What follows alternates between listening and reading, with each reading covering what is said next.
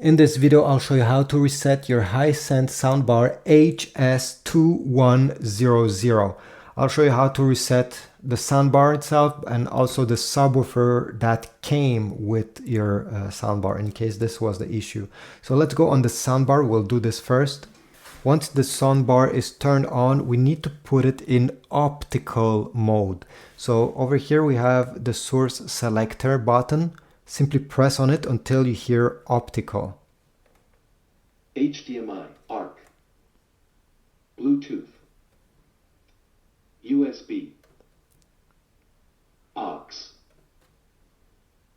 optical. Okay, once you hear optical, press the power button a few seconds until you hear reset.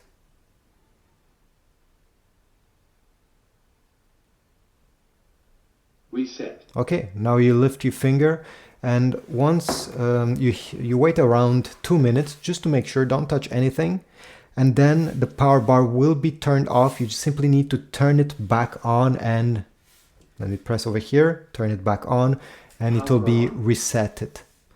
Optical. The subwoofer will be paired automatically. You don't have to do it manually. Now, if you want to reset the subwoofer, all you have to do is to go on the back of it. Make sure that the soundbar is turned on.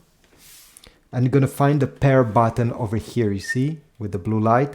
Press on it until you hear a sound. Subwoofer disconnected. Alright, you heard a small melody playing only from the subwoofer. Well, now on the soundbar itself, you're going to find the source button and you're going to keep it pressed.